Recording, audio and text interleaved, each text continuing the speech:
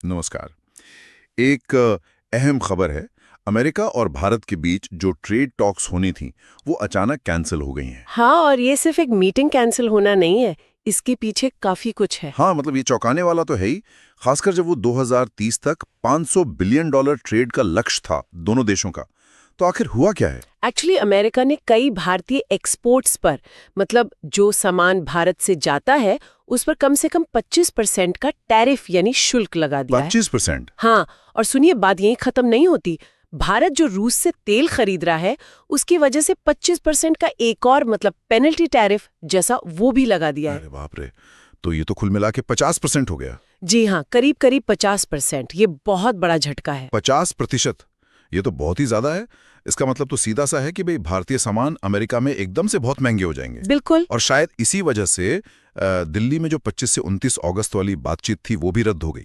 लगता तो यही है, इसी तनाव के चलते ये फैसला हुआ है। तो चलिए आज हमारे पास जो भी जानकारी है उसके आधार पर जरा इसको ठीक से समझते हैं कि ये सब क्यों हो रहा है, इसका मतलब क्या है। बिल्कुल, हमें देखना होगा कि इन रिश्तों का बैकग्राउंड क्या रहा है, ये टेंशन एकदम से इतनी क्यों बढ़ गई और आगे क्या हो सकता है।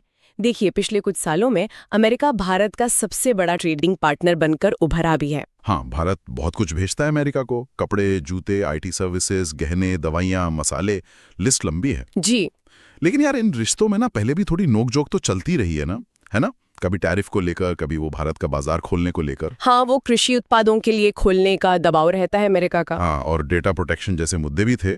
पर ये 50% वाला मामला तो मतलब ये पहले की बातों से कहीं ज्यादा सीरियस लग रहा है। हाँ, आप सही कह रही हैं, ये मामला वाकई गंभीर है और इसका सीधा असर, सबसे ज्यादा असर वो भारतीय एक्सपोर्टर्स पर पड़ेगा।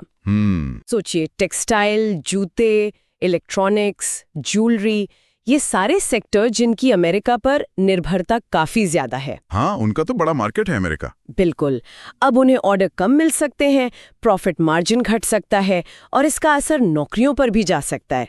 कई कंपनियों के लिए तो ये बहुत मुश्किल खड़ी कर सकता है। और किसानों वाला मुद्दा सुनने में आया है कि अमेरिका लगातार दबाव बना रहा है कि भारत अपना एग्रीकल्चर और डेयरी मार्केट खोले। जी, ये बात भी है। लेकिन प्रधानमंत्री मोदी ने तो शायद साफ कहा है कि किसानों और डेयरी हितों से समझौता नहीं होगा। ये इतना सेंसिटिव क्यों है भारत के लिए? ये बहुत ही संवेदनशील मुद्दा है।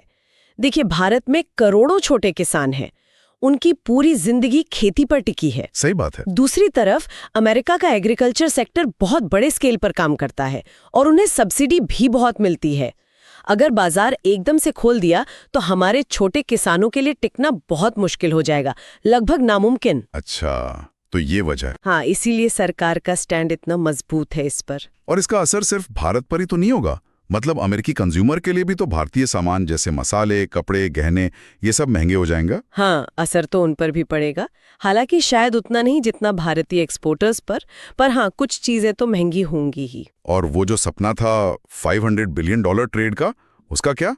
वो तो अब खटाई में पड़ गया लगता है। बिल्कुल, मौजूदा हालात में तो वो लक्ष्य अब काफी दूर की कौड़ी लग रहा है।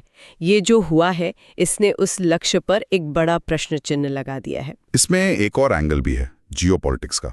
प्रधानमंत्री मोदी आत्मनिर्भर भारत की बात करें और ये भी कि भारत बाहरी दबाव में नहीं झुकेगा। हाँ, ये बहुत महत्वपूर्ण पहलू है। तो क्या अमेरिका का ये कदम एक तरह से भारत की इसी पॉलिसी पर रिएक्शन है? देखिए, इसे ऐसे समझा जा सकता है, अमेरिका भारत को एशिया में, खासकर चीन के मुकाबले, एक अहम स्ट्रेटेजिक पार्टनर की तरह देखता है।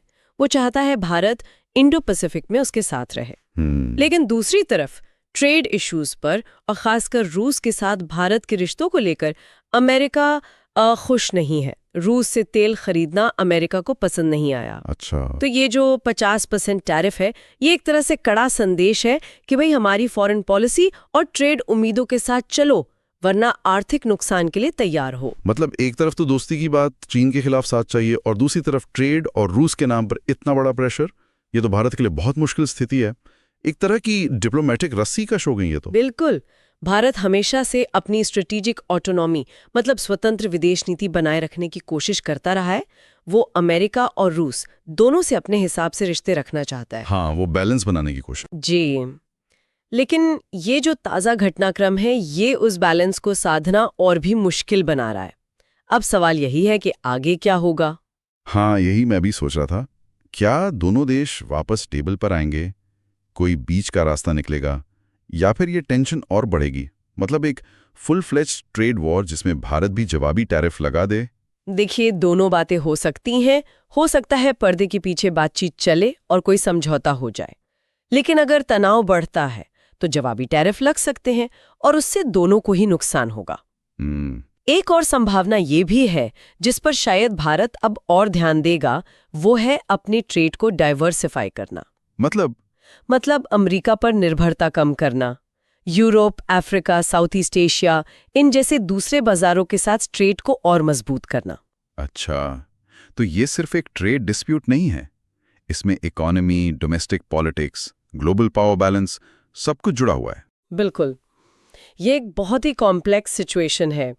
बड़ा सवाल यही है कि क्या भारत और अमेरिका कोई समाधान निकाल पाएंगे या ये एक नए ट्रेड कॉन्फ्लिक्ट की बस शुरुआत है। और इस सब पर सोचते हुए एक सवाल जो मन में आता है वो ये है कि इस बदलते हुए ग्लोबल माहौल में, जहां एक तरफ स्ट्रेटेजिक पार्टनरशिप का दबाव है और दूसरी तरफ आत्मनिर्भर बनने की अपनी इच्छा, भारत अपने आर्थिक ज़रूरतों और अपनी आज़ाद पहचान के बीच तालमेल कैसे बिठाएगा? ये शायद आने वाले वक्त की सबसे बड़ी चुनौतियों में से